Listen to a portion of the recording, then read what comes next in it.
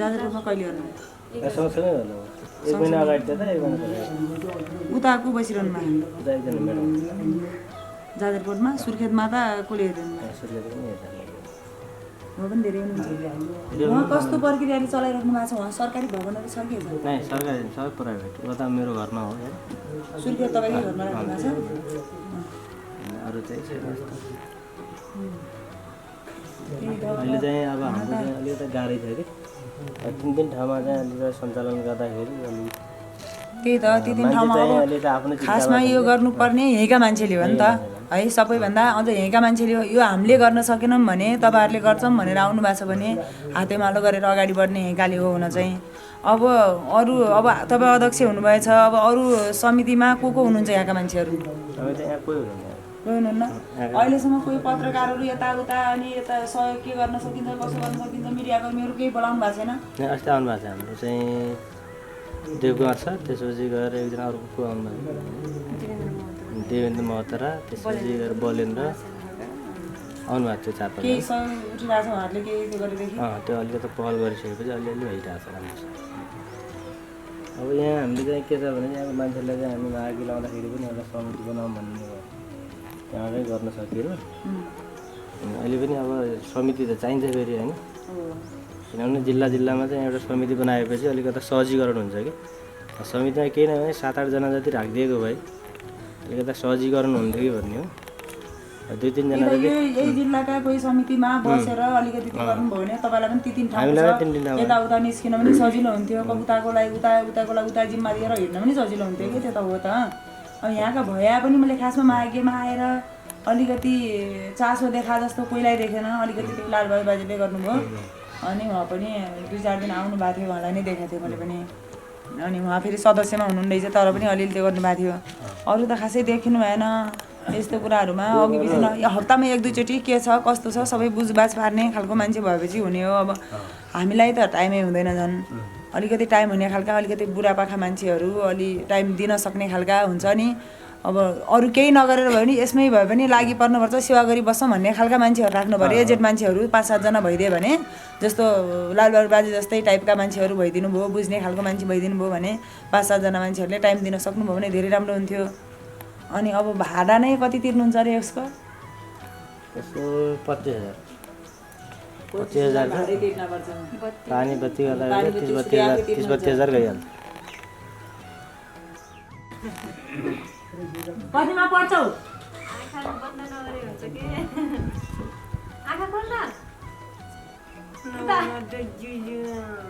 के भयो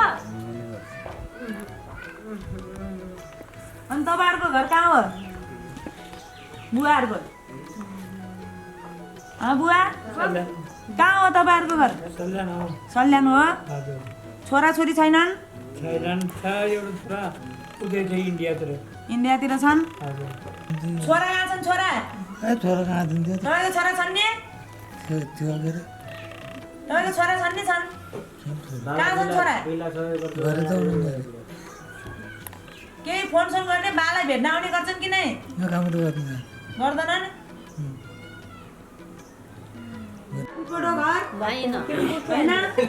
स्याहार्छु हो कोही आमाहरू छैनन् आमा मरिगेन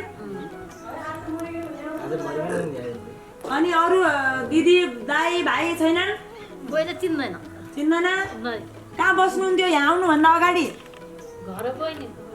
कोसँग बसिरहनु भएको थियो दाजुहरूसित दाजुहरू कहिले आछन् छैनन् भेट्न यहाँ तपाईँ आएदेखि आछन् कि नै भेट्न आछन्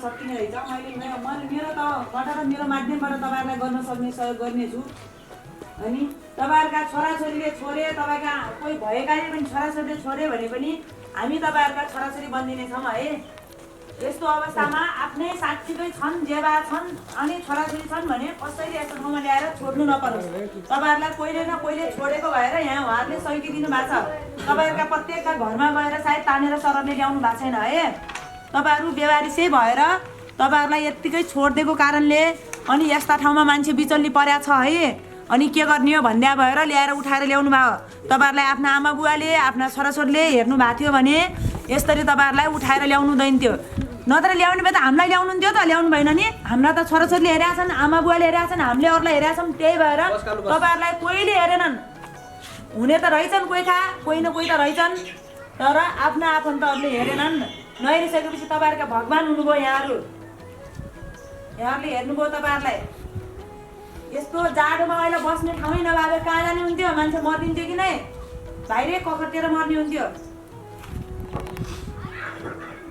खाना दिनुभएको छ बिहान साँझ दिउँसो खाना खाने दिनुहुन्छ नि मजाले खाना दिनुभएको छ सुत्ने व्यवस्थापन गरिदिनु भएको छ सरसफाइ गर्नुहोस् भनेर सिकाउनुहुन्छ हरेक कुराहरू सिकाइरहनु भएको छ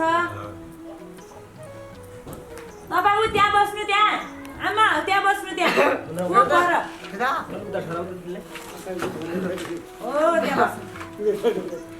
अलि उता गएर बस्नु अलि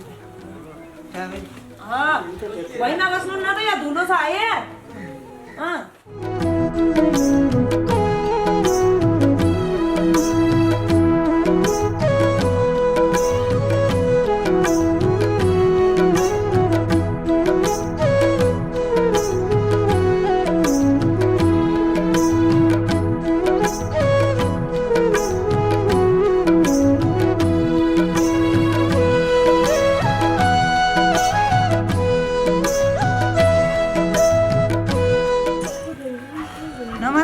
सम्पूर्ण नेपाली दाजुभाइ तथा दिदीबहिनीहरूमा खास गरेर रुक्मेली दाजुभाइ तथा दिदीबहिनी देश तथा विदेशमा रहेर बस्नुभएका सम्पूर्ण नेपालीहरूलाई मैले आज रुक्मेलीहरूलाई है खास गरेर मैले आज एकदम विशेष कुरा देखाउँदैछु ध्यान दिएर मेरो भिडियोलाई हेर्नुहोला सुन्नुहोला तपाईँहरूको विचार प्रतिक्रिया जस्तो लाग्छ त्यस्तै मलाई म्यासेज गर्नुहोला है सबैजनाले इनबक्समा म्यासेज पनि गर्न सक्नुहुन्छ भिडियो लामो भयो भने मैले युट्युबमा पनि राख्नेछु यो लामो भएको भिडियोलाई युट्युब च्यानलमा सम्म गएर सबै कुराहरू हेरिदिनु होला नत्र छोटो छोटो क्लिप बनाएर पनि मैले टिकटकमा फेसबुकमा राख्नेछु अनि सबैजनाले हेर्नुहोस् यहाँहरू म चाहिँ आज सल्ले भन्ने ठाउँमा आएको छु है मेरो घर मठदेखि आज शनिबारको दिन मैले एउटा छोटो टाइम मिलाएर सल्ले भन्ने ठाउँमा आएको छु यहाँ चाहिँ एउटा वृद्धाभूमि मानव सेवा आश्रम छ त्यहाँ कस्तो खालको मान्छेहरू हुनुहुन्छ कसरी बसिरहनु भएको रहेछ त्यहाँहरूलाई कस्तो खालको परिवेशमा राखिएको रहेछ र उहाँहरूलाई हामीले गर्ने सहयोग के रहेछ भन्ने कुराहरूलाई मैले आज स्पष्टीकरण दिँदै भन्ने छु केही कुराहरू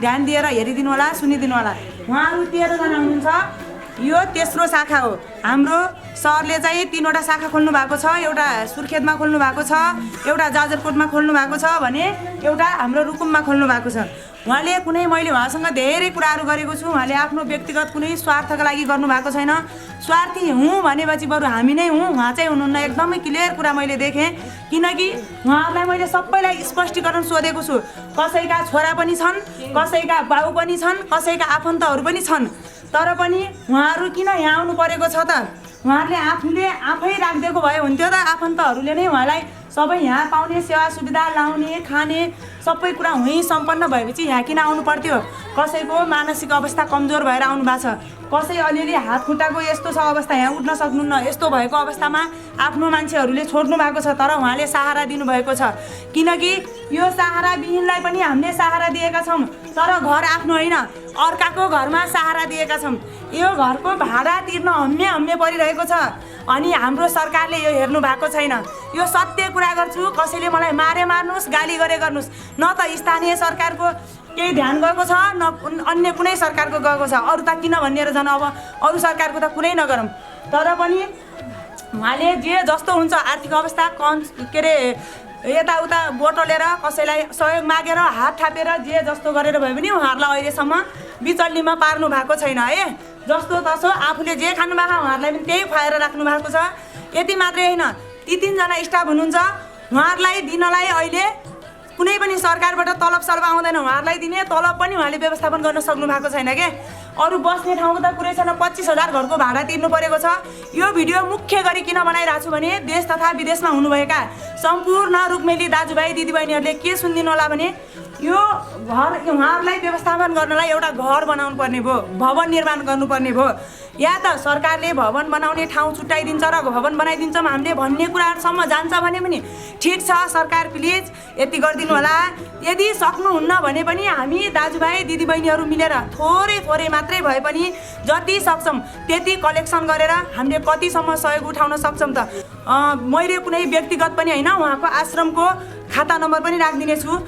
यदि डिपोजिट गर्नु भएछ भने मलाई सरले के भन्नुभएको थियो, पसलमा गएर थोरै भए पनि म्याम हामीलाई केही सहयोग मिल्छ कि रसिद छोडिदिन्छु, ठेले काटिदिनु होला भनेर दिनुभएको थियो है। मैले यसो सोचेँ, मैले मेरो पसलमा आएका कस्टमरलाई रसिद काट भनेर 400-500 उठाएर म यिनीहरूको सेवा गर्न सक्दैन भन्ने सोचेँ है।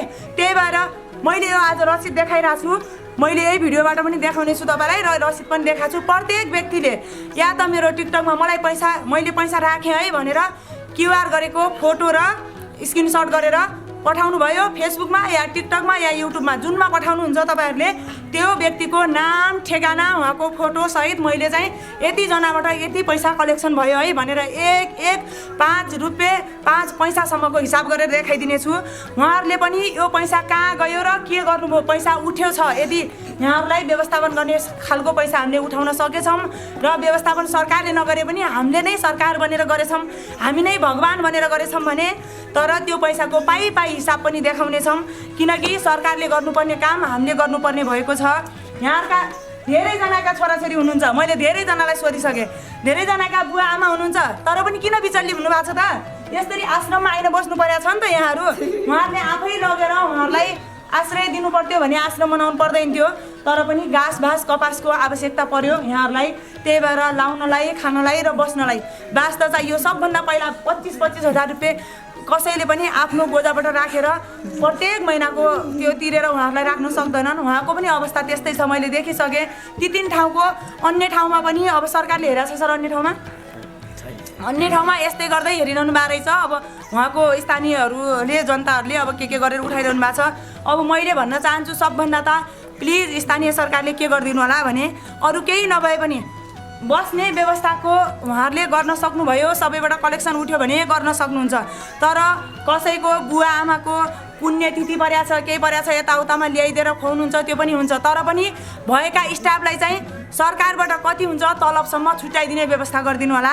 त्यसको लागि उहाँहरूले के प्रक्रिया पुर्याउनु पर्छ त्यो पुर्याउनु हुनेछ। पूर्ण आशा छ उहाँहरूले त्यो गर्नलाई उहाँहरूलाई केही मापदण्डहरू पुरा गर्नुपर्छ, त्यसको लागि भने पनि गर्नुहुनेछ। किनकि उहाँहरूलाई तलब दिने कि घरको भाडा तिर्ने कि उहाँहरूलाई खुवाउने कि बडा मुस्किल छ है। अर्काको घरमा बसाल्नु पर्यो, सबैजना मिलेर यो घर बनाउनलाई यो भूमि दान त एकजनाले गर्नुभएको छ, धेरै टाढा गर्नुभएको, कता गर्नुभएको छ, तर कसैले भूमि दानै गर्छु नजिकमा ल्याएर राख्न सक्छु भन्नुहुन्छ भने पनि ठिक छ। यदि भूमि दान गर्न सक्नुहुन्न भने नि केही थोरै पैसा उठ्यो भने पनि उहाँहरूलाई कति अब सकभर सरकारले ठाउँ नै दिनु होला घर बनाउनलाई भन्न चाहन्छु। भएको घर त दिन सक्नु भएको छैन, किनकि मेरै छेउमा वृद्धाश्रम छ, तर त्यहाँ वृद्धाश्रम खाली छ है। यो सरकार हुन ध्यान गएको छैन, रित्तो खाली छ, मान्छे छैनन्। तर अर्काको घरमा यहाँ वृद्ध अनि के अरे अपाङ्ग, अशक्त, बेसहारा सबैजनाहरू यहाँ बसिरहनु भएको छ, तर वृद्धाश्रम एकदमै खाली छ। म यति भन्न चाहन्छु हजुरहरूलाई, प्लिज यहाँहरूको लागि केही सहयोग जति सक्नुहुन्छ तपाईँहरूले सहयोग गरिदिनु होला। मेरो हात थाप्ने काम छ, मैले हात थापेको छु, तपाईँहरूले मलाई कति विश्वास गर्नुहुन्छ त्यो मलाई थाहा छैन। दिने काम हजुरको हुनेछ। मैले हात थापिदिएको छु, यहाँहरूको लागि थापिदिएको छु। मैले एउटाले एक्लै सहयोग गरेर चाहिँ म सक्ने छैन। थोपा मिलेर समुद्र हुन्छ भने जस्तै गरी तपाईँहरू सबैजना मिलेर केही पाइ सहयोग गर्नुभयो भने पनि यहाँहरूलाई बस्ने व्यवस्थापन गराइदिन सक्नेछु। अनि यहाँहरू आनन्दले बस्नु होला, जति वर्षसम्म बस्नुहुन्छ। आफन्तजन त आउनै भएको छैन, अब यो अवस्थामा छोड्नु भएको छ भने चाहिँ उहाँको लास बुझ्ने बेला आएपछि त म थाहा पान्न, तर पनि त्योभन्दा अगाडि आएर आफन्तहरूले लग्नु होला भन्ने मलाई चाहिँ आशा मारिसकेँ। किनकि मैले सबैजनालाई सोधेँ अनि उहाँहरू कोही कस्तो अवस्थामा हुनुहुन्छ, कोही कस्तो अवस्थामा हुनुहुन्छ, कामिरहनु भएको छ, यसरी बस्नु भएको छ, अनि उहाँहरूको अवस्था यहाँ उम्रिन सक्नुहुन्न, यसरी बसिरहनु भएको छ। तर पनि यहाँहरूलाई राम्रो बस्ने बास गाँस र एकजना भाइ हुनुहुन्छ पढ्ने, यहाँ त झन् पढ्दै हुनुहुन्छ, सानो भाइ हुनुहुन्छ, यता हुन्छ भाइ यहाँ हो, त्यो भाइले झन् पढ्दैछ यहाँ माथि। अनि यति साना साना सबै सानादेखि ठुलासम्मलाई आश्रम भनिसकेपछि वृद्धको मात्रै नभएर सबै आश्रम हो। तर यहाँ बढी वृद्ध भएको कारण मैले बढी भाग बुढाबुढी देखेँ। आफ्ना छोराछोरीले छोडिदिनु भएको छ, तर त्यही छोराछोरीले मेरा जेबा छन् भन्ने नसम्झेर भए पनि पैसा हालिदिनु होला। अनि आमा बुवालाई यहाँ पालिदिरहेछौँ। अझै पनि कुनै न कुनै छोराछोरीले त भिडियो पक्कै हेर्नुहुन्छ, मलाई थाहा छ, सबैकाले नदेख्नु होला, कसैले न कसैले देख्नुहुन्छ। उहाँहरूको लागि आश्रय बनाउन चाहन्छौँ हामी, उहाँहरूलाई सबैजनाले सहयोग गरिदिनु होला, धन्यवाद। अर्को कुरा मैले के भन्न चाहेँ भने जस्तै हजुरहरूका छोराछोरी जन्मिए, जन्मदिन गर्न चाहनुहुन्छ, त्यत्तिकै फुर्मासी पैसा चौबट्ट गर्नुभन्दा उनीहरूको शीघ्र स्वास्थ्यको कामनासहित उनीहरूको भविष्य राम्रो होस् भनेर हामीले ल्याएर केही हदसम्म पुण्य दान गऱ्यौँ भने पनि, यहाँ ल्याएर वृद्ध आश्रममा दान गऱ्यौँ भने उनीहरूको उज्जवल भविष्य हुन्छ। र उनीहरूलाई ठाउँ ठाउँमा गइकन हामीहरूले धर्म कर्म मानिन भगवान् मेरा छोराछोरी राम्रो बनाइदेऊ भनेर भन्नु पर्दैन। कुनै आमा बुवाहरू बित्नु भएको छ, मैले मेरो आमा बुवाको लागि यो गर्न सकेन भनेर चाहनुहुन्छ भने आमा बुवाहरूको लागि पनि स्मरण शक्ति होस्, मेरो आमा बुवाहरूले पनि अर्को जुनीमा गएर राम्रो होस्, मेरो आमा बुवाले पनि सबै पाउन् भन्ने जस्तै सोच्नुहुन्छ। कहाँ गएर कसैलाई केही दिन पा हुन्थ्यो भन्ने सोच्नु भएको छ। मरेका आमा बुवाहरूका लागि पनि तपाईँहरूले ल्याएर यहाँ यस्तो आश्रममा गएर दान गर्न सक्नुहुन्छ। किनकि यो दान भनेको सबैभन्दा ठुलो दान हो क्या। यो धर्म भनेको सबैभन्दा, हेर्नु त यस्तो आमा बुवा यहीँ हुनुहुन्छ, छोराछोरी जस्ता यहीँ हुनुहुन्छ, यस्तोलाई दान गर्नु भनेको आफ्ना छोराछोरीलाई, आफ्ना बितेका आमा बुवालाई आफूसँग भएको भविष्य, आफ्नो जिन्दगी धेरै राम्रो हुने हो। त्यही भएर जे सक्नुहुन्छ सक्नेले पैसा सहयोग गर्नु होला, सक्दैनौँ त्यो पनि भने नजिकका मान्छे हुनुहुन्छ भने पनि तपाईँहरूले खाने घाँस बास कपास यहाँहरूलाई कपडा लत्तादेखि लगेर तपाईँहरूले उहाँहरूको लागि एक दिनको खानै खुवाउनुहुन्छ भने पनि, जे गर्नुहुन्छ भने पनि गर्नु होला। यहीँ सल्ले छ, नजिकै छ, तपाईँहरूले बर्थडे मनाउनलाई यही भाइरल पुलको वरेटा र परेटा आएर बर्थडे मनाइराख्नुमा हुन्छ। तर यही भाइरल पुलको नजिकमै छ वृद्धाश्रम, तपाईँहरूले यहाँ आएर मजाले दान गर्न सक्नुहुन्छ। मैले तपाईँहरूलाई विनम्र अनुरोध गर्दछु सबैजनाले सहयोग गर्नुहोला। देशमा भएका र रुकुममै भएका व्यक्तिहरू आएर वृद्धाश्रमलाई नै हेरेर एकचोटि सबै कुरा बुझेर जान सक्नुहुन्छ। र विदेशमा भएका मान्छेहरूले तपाईँका दाजुभाइ दिदीबहिनी बाहिर हुनुहुन्छ भने पनि तपाईँले घर फ्यामिलीलाई गएर एकचोटि यहाँको ब्याकग्राउन्ड हेर्न पठाएर मात्रै विश्वास लाग्यो भनेपछि मात्रै दान गर्न सक्नुहुन्छ। तपाईँहरूले यहाँहरूको लागि सहयोग गरिदिनु होला। भवन गराउनलाई हामीले सहयोग अपिल गरेका छौँ। प्लिज सबैजनाले जति सक्नुहुन्छ त्यति सहयोग गर्नु होला भन्न चाहन्छु। त्यो बाहेक तपाईँहरूको मनमा लागेको छ मैले यो गरेपछि हुन्थ्यो भन्ने लागेको छ, हामीले भन्दा पनि केही तपाईँहरूकोमा धेरै राम्रो कुरा हुनसक्छ, हामीले नबुझेका हुन सक्छौँ, त्योभन्दा यो गर्नुहोस् भन्न चाहनुहुन्छ भने पनि कमेन्ट गर्नु होला। तपाईँहरूको कुरालाई पनि हातेमालो गर्दै हामी अघि बढ्नेछौँ। मैले यही भन्न चाहेँ, म यो वृद्धाश्रमको कुनै पार्टीको पनि होइन, यो वृद्धाश्रमको कार्यकर्ता पनि होइन, केही पनि होइन, तर पनि मैले यहाँको अवस्था र सिचुएसनलाई देखेर तपाईँहरूसम्म यो कुरालाई राखिदिएको हुँ मात्रै हुँ। तर मेरो कुनै व्यक्तिगत निजी स्वार्थ पनि छैन र हुने पनि छैन भन्न चाहन्छु। थ्याङ्क यू, धन्यवाद। स्थानीय सरकार, स्थानीय व्यक्तिले चाहिँ खेल्ने भूमिका दिदीले चाहिँ खेलिदिनु भएको छ। त्यसमा जो यो होल आश्रम परिवार एकदम खुसी छ। त्यसमा पनि मैले के लाग्छ भने यतिको चाहिँ लक्ष्मी दिदीले भनिदिएको भए, भन्ने जति चाहिँ सरकारले भनिदिएको भए सडकको पेटीमा बस्ने बाध्य हुन्थेनन् होला बुवा आमाहरू। ती सडकको पेटीमा बस्ने बाध्य मान्छे चाहिँ यहाँ आश्रममा आएर चाहिँ आश्रित हुनुहुन्थ्यो होला जस्तो मलाई लाग्छ। यसलाई चाहिँ हामीलाई चाहिँ यत्रो भूमिका खेलिदिनु भएकोमा दिदीलाई चाहिँ आज हामी एउटा यो अभिभावकविहीन वृद्ध आश्रम बुद्धभूमि मानव सेवा आश्रममा हामीले दिदीलाई चाहिँ अभिभावकको रूपमा चाहिँ राख्नेछौँ र उहाँलाई चाहिँ सम्मान गर्ने कार्यक्रम चाहिँ छ। यसमा चाहिँ सम्मान गरिदिनु हुन आदरणीय बहिनी चाहिँ यस जिल्ला संयोजक भीमा खड्कालाई आश्रम खाता ओढाएर सम्मान गरिदिनु हुन आदरणीय।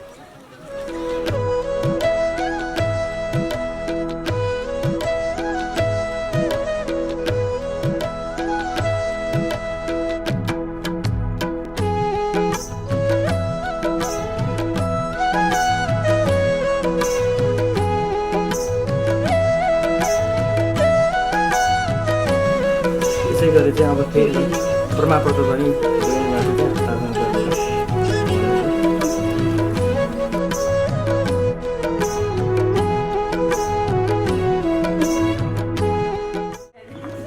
तपाईँ स्याउ खान सक्नुहुन्छ नि?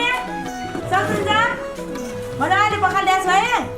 ल्याउ न, हात सफा छ? ल बाउले बुझ्दा ए मन भाइ यहाँ यता यता बाहिर बाहिर छिटो ल्याउ न। स्याउ खानुहोस्।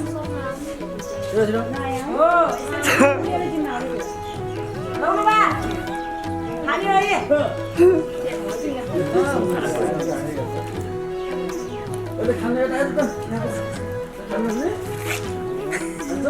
स्याउ खान्छ खान जस्तो छ त हो कपाल कसले काट्यो राम्रोसँग काट्दै रहेछ नि त कपाल मैले काकी भयो नि यस्तो काट्दिने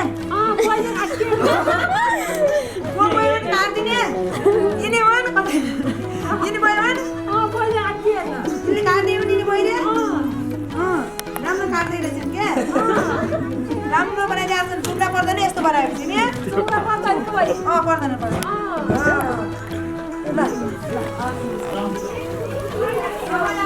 ल